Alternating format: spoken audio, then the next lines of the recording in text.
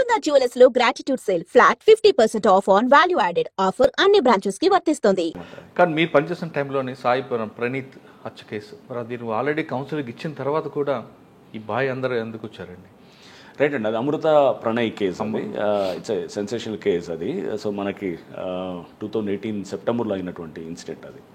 So దీని మీద కూడా పలు సందర్భాల్లో మాట్లాడాము. సో ఇది నేను వెళ్ళినప్పుడు యాక్చువల్గా అక్కడ నేను ట్రాన్స్ఫర్ అయ్యి పోస్టింగ్ వెళ్ళినప్పుడు నేను ఐజీ గారిని కలిసాను. అప్పుడు ఐజీ స్టీఫెన్ రవీంద్ర గారు ఉండేవారు అండ్ పాత ఎస్పీ కూడా నా ముందు శ్రీనివాస్ ఉండేవారు. శ్రీనివాస్ అని ఆయన కూడా నాకు చెప్పారు, ఐజీ గారు కూడా చెప్పారు నాకు ఏంటంటే కొంచెం అక్కడ ఏదో ఇష్యూ ఒకటి, అమ్మాయి వైశ్యాస్ అమ్మాయి, అబ్బాయి ఏమో అతను వచ్చేసి ఎస్సీ పిల్లగాడు, సో కొంత ఇష్యూ ఏదో తయారవుతున్నది, కొంచెం జాగ్రత్త అని చెప్పేసి మీరు ఒకసారి ఏంటంటే నేను న్యాచురల్గా చేరిన తర్వాత మారుతిరావు అని వాళ్ళ అమృత అనే వాళ్ళ ఫాదర్ని పిలిచాను. మారుతిరావు అక్కడ కాస్త అఫిలియేట్ బాగా డబ్బున్న వ్యక్తి. సో అతన్ని పిలిచి కూడా నేను మాట్లాడాను. నన్ను మాట్లాడినప్పుడు అక్కడ local DSP, local inspector, Miryalaguda DSP, Miryalaguda inspector వీళ్ళందరూ కూడా ఉన్నారు. అందరినీ పెట్టి నేను మాట్లాడి ఇతను మారుతిరావు మిర్యాలగూడ అతను. సో చెప్పినప్పుడు అతను నార్మల్గా ఏమన్నాడు, ఈ అబ్బాయి అప్పటికే మ్యారేజ్ అయ్యింది, వాళ్ళది మ్యారేజ్ అయింది జనవరిలో అనుకుంటా, వాళ్ళు ఆర్య సమాజ్లో మ్యారేజ్ ఏదో చేసుకుంటారు. చేసుకున్న తర్వాత సార్ నాకు వాళ్ళిద్దరేదో సరే నేను అమ్మాయి నా ఒక బిడ్డే, నేను ఆ మ్యారేజ్ నాకు ఇష్టం లేదు, ఇప్పుడు చేసుకున్నారు కాబట్టి ఇక నేను చేయగలిగేది కూడా ఏమీ లేదు, వాళ్ళ దారి వాళ్ళది నా దారి నాదే అనేటట్టు చెప్తూ బాధపడుతూ అతను కొంచెం కన్నీళ్ళు పెట్టుకోవడం చేసి. సో మనం తండ్రిగా ఒక తండ్రి జనరల్గా జరిగేది ఇదే అన్ని కేసుల్లో. వాళ్ళు ఏంటంటే అయిపోయింది కదా ఇంకేముందిలే వీళ్ళు ఎవరి దారి వాళ్ళది అనుకుంటారు. సో మేము సరే జాగ్రత్త మారుతిరావు, మీరు తప్పుడు వైపు ఎలాగో ఆలోచనలు చేయకుండా చూడండి అని చెప్పినాము.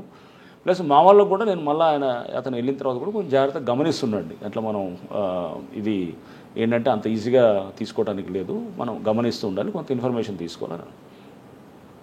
సో ఇతను అప్పుడు తర్వాత అప్పుడు ప్రెస్ మీట్లో కూడా నేను చెప్పాను ఇదంతా కూడా. సో తర్వాత ఏంటంటే ఇతను బాగానే ఉన్నాడు, బాగానే ఉండి ఈ అమ్మాయి ప్రెగ్నెంట్ అయింది. ప్రెగ్నెంట్ అయిన తర్వాత ఎవరు అమృత ప్రెగ్నెంట్ అయిన తర్వాత ఈ అమ్మాయిని అంటే వాళ్ళు ఏ విధంగా అయిందంటే ఇక ఇంట్లో ఈ తల్లి కూడా బిడ్డతోటి అంటే కాంటాక్ట్ రావటం, అంటే అప్పటిదాకా మాటలు లేనిటటువంటిది మెల్లిగా ఇదయ్యి ఒక రిసెప్షన్ కూడా ఆర్గనైజ్ చేశారు. ఆగస్టులో ఒక రిసెప్షన్ ఆర్గనైజ్ చేస్తారు. ఎవరు వీళ్ళు ఈ ప్రణయ్ వాళ్ళ తల్లిదండ్రులు వాళ్ళు ఆర్గనైజ్ చేస్తారు మిర్యాలగూడలో. ఆ రిసెప్షన్ కూడా ఆర్గనైజ్ చేసి దాంట్లో వీళ్ళని అక్కడ ఊర్లో అందరిని పిలిచి అంత విందు అదంతా చేయడం జరుగుతుంది. వీళ్ళు రారు, తల్లిదండ్రులు రారు, ఇలా రారు. బట్ అంత తెలుస్తుంటుంది ఊర్లో ఇదంతా పెద్ద ఎత్తున చేస్తున్నాడు, చేసి ఇదంతా చేస్తున్నప్పుడు ఈ పక్కన ప్రణయ్ ఫ్రెండ్స్ ఉండేవాళ్ళు, వాళ్ళు కూడా ఏంటంటే కొంతమంది ఎక్కించేవాళ్ళు ఉంటారు, ఇట్లా ఉండి చూడు ఇట్లా అంటున్నాడు అట్లా అని తీసుకెళ్ళి ఏదో మాటలతోటి వాడు ఇట్లా తాగున్నప్పుడు ఏదో మాటలు అది ఉండేదాన్ని కూడా ఇతను ప్రణయ్ అని మాట్లాడుతుందని కూడా వాళ్ళు రికార్డ్ చేసి వినిపించటాలు మారుతిరావుకి, అతను ఇన్ఫార్మెంట్స్ లాగా కూడా ఉంటూ అతనికి షేర్ చేస్తుంటేవాళ్ళు అన్నమాట. సో ఒక రకంగా ఇదంతా మధ్యలో ఇదంతా కూడా ఉండదు, మారుతిరావు బాగా పెట్టుకున్నాడు. యాక్చువల్గా ఫస్ట్ నుంచే ఇది ఉన్నది కొంత ఇది ఇంకా పెరుగుతూ వస్తుంది అనమాట. అంటే అతను పిల్లవాడి మీద కక్ష అనేది పెరుగుతూ వస్తూ నా బిడ్డని, నా కంట్రోల్ ఉన్న బిడ్డని, అతను అల్లారు ముద్దుగా పెంచుకున్న బిడ్డని అతను తీసుకొని వెళ్ళి, అతను యాక్చువల్గా డిగ్రీ అవ్వలేదు, బీటెక్ ఏదో జాయిన్ అయినట్టుంది. సో ఈ అమ్మాయి కూడా 10th ఇంటర్మీడియట్ అయిపోయినట్టుంది. అప్పుడు నాకు ఇంకా పూర్తిగా అన్ని డీటెయిల్స్ గుర్తులేదు, ఎందుకంటే చాలా టైం అవుతుంది, దాదాపు 6 years అవుతుంది.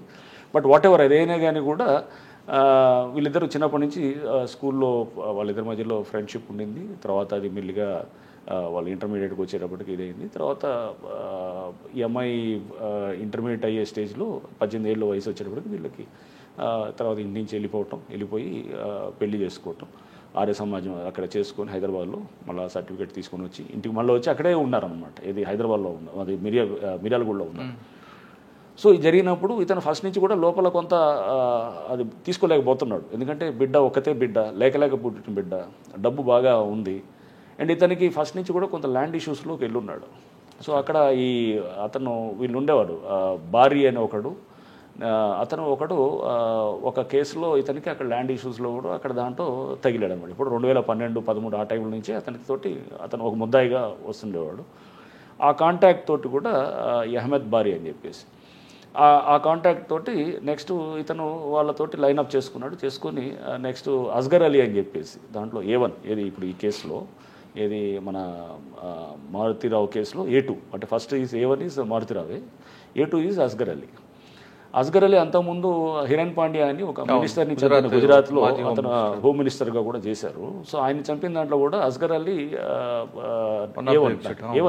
A1 బారీ మొహమ్మద్ బారీ అనుకోండి. మొహమ్మద్ బారీ వాజ్ A11 దాంట్లో. సో అంటే అక్యూజ్ 11 అనమాట. సో వీళ్ళు దాంట్లో కూడా ముద్దాయిలు అనమాట. సో చాలా నోటోరియస్ ఫెలోస్ వీళ్ళంతా ఏంటంటే ISI ట్రైనింగ్ తీసుకొని ఇతను అస్గర్ అయితే చాలా ఇదిగా ఉండేవాడు. సో అప్పుడు తర్వాత దాంట్లో ఇది కూడా వచ్చింది, లైఫ్ ఇంప్రిజన్మెంట్ కూడా పడ్డది దాంట్లో.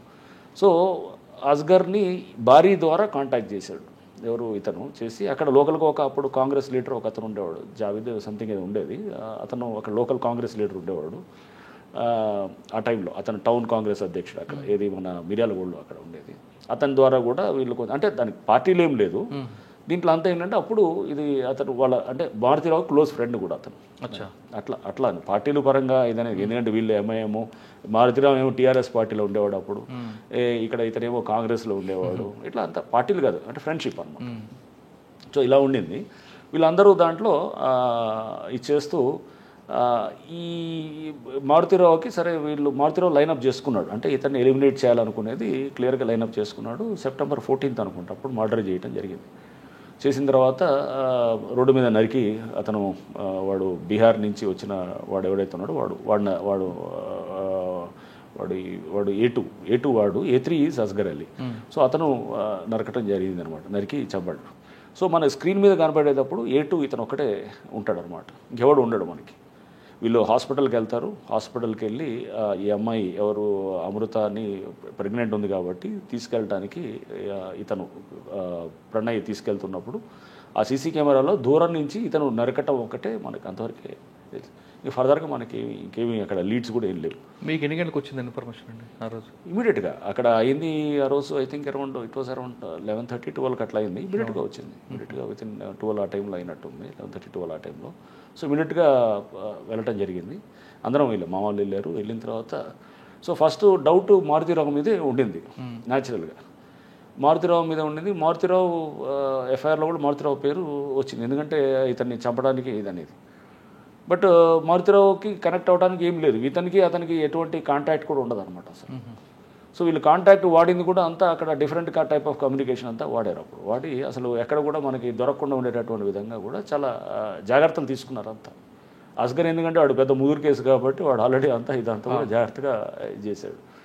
సో మనకి వెంటనే కొంత మాకున్నటువంటి నెట్వర్క్లో ఈ అన్నింటినీ మనం ముందు తీసుకుంటూ ఒకళ్ళని మనం ఐడెంటిఫై చేయటం మొదలెట్టి తర్వాత టీమ్స్ అన్నీ కూడా కొంత అన్ని స్టేట్స్లో అన్ని రకాలుగా, అంటే మహారాష్ట్రకి కొంత ఇటువైపు కూడా మనము మన ఇది ఇతన్ని తీసుకురావడానికి బీహార్కి, నెక్స్ట్ ఇంకా కొంత మనకి అంటే అన్ని స్టేట్స్ కూడా డిస్పాచ్. బీహార్ అని మీకు ఎలాగ అయిపోయిందండి? క్లూ ఎక్కడ వచ్చింది? సో క్లూ అనేది ఎక్కడంటే మనకి ఈ చేసే క్రమంలో యాక్చువల్గా ఒకటి మనం పికప్ చేసినప్పుడు ఎవరు చేశారు ఏంటనేది మనకు వర్కౌట్ తెలిసిపోయింది అనమాట. పలానా వాడని చెప్పి అర్థమైంది అనమాట. అర్థమైనప్పుడు వాడి ఫోటోలు అది తీసుకున్నాం. ఎక్కడో చిన్న దాంట్లో మనకి ఐ థింక్ వాడి ఫోటో ఒక దగ్గర వచ్చింది మనకి. ఫోటో వచ్చినప్పుడు ఆ ఫోటోని పట్టుకొని మా టీం అక్కడ చాలా బాగా చేశారు.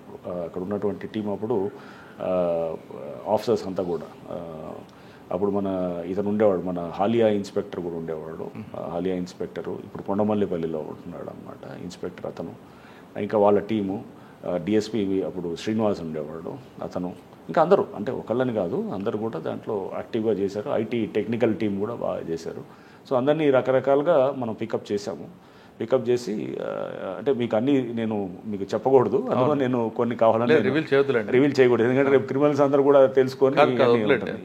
So but we had some అంటే వర్కబుల్ లీడ్స్ కోసం చూస్తాం ఎప్పుడైనా కానీ.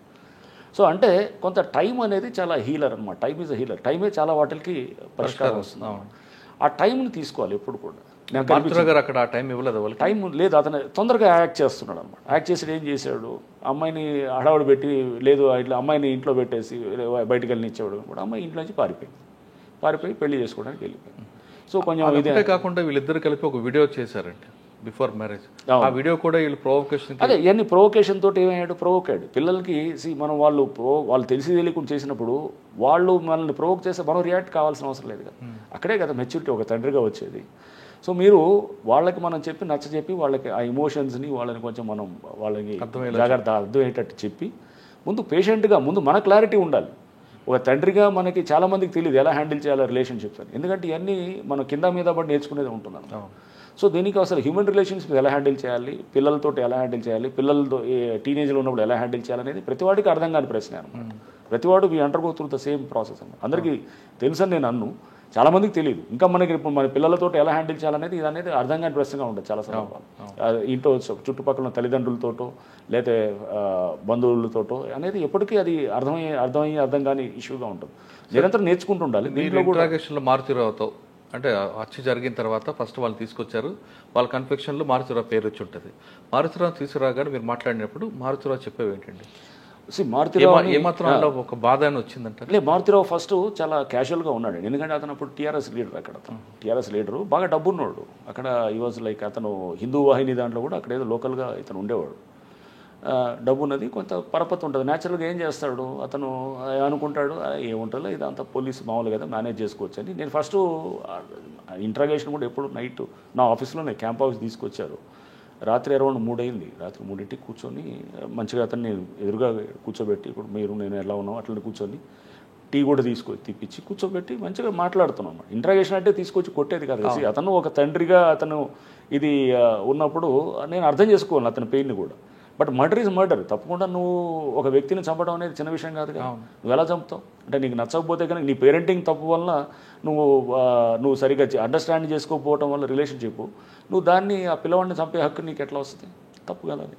సో అది ముందు మాట్లాడుతున్నప్పుడు ఇతను చాలా కేర్లెస్గా క్యాజువల్గా మాట్లాడుతున్నాడు.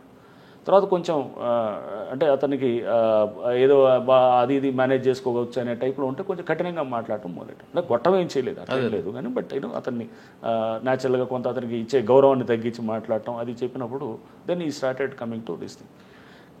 ఒక అరగంట దీని తర్వాత దెన్ ఏడవటం మొదలెట్టి దెన్ కొంత అతనిలో వచ్చింది. వన్స్ ఆ బ్రేక్ డౌన్ వచ్చినప్పుడు మనం emotional break down we think that అతనిలో హీల్ కమ్ అవుట్ అనమాట. న్యాచురల్ బయటకు వస్తాం. హీ స్టార్టెడ్ ఒక కాన్వర్జేషన్ పెట్టి డీప్గా మాట్లాడుతున్నప్పుడు మొత్తం అంతా బయటికి కొన్ని విషయాలు చెప్పడం మొదలెట్టాడు. చెప్తూ అతనితో మనం we had a total long conversation అనమాట. చేసినప్పుడు నేను ఆ ఇంట్రాగేషన్ టీమ్ అంతా కూడా కూర్చొని ఇట్ వాజ్ బ్యూటిఫుల్. మాకు కూడా ఒక లెర్నింగ్ ఎక్స్పీరియన్స్. ఒక కేసు వచ్చినప్పుడు దాంట్లో కూడా మేము కూడా చాలా నేర్చుకుంటాం. సో పరివర్తన వచ్చిందంటారు?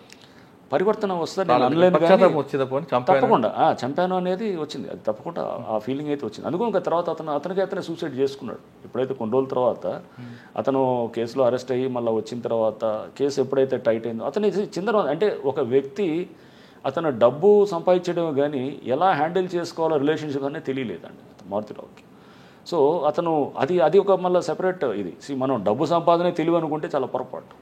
సో తెలివి అనేది రకరకాలుగా ఉంటుంది. తెలివి డబ్బు సమానం అనేది మనం అదే ఒక దాన్ని ఒక మనం బెంచ్ మార్క్గా పెట్టుకొని ఇదే తెలివి అనుకుంటే అంతకన్నా ఇక తెలివి తక్కువ పని ఇంకోటి ఉండదు. తెలివికి చాలా రకాలు ఉంటాయి. నువ్వు how you handle your relationships, నువ్వు ఎవరెవరితో ఎలా ఉంటావు, లేకపోతే నువ్వు ఇది కూడా ఒకటి ఆస్పెక్ట్స్. అఫ్కోర్స్ నువ్వు సొసైటీలో ఎలా సర్వే అవుతున్నావు, అన్నింటినీ కూడా కలిపి సమిష్టిగా అదే నీ మెచ్యూరిటీ లెవెల్.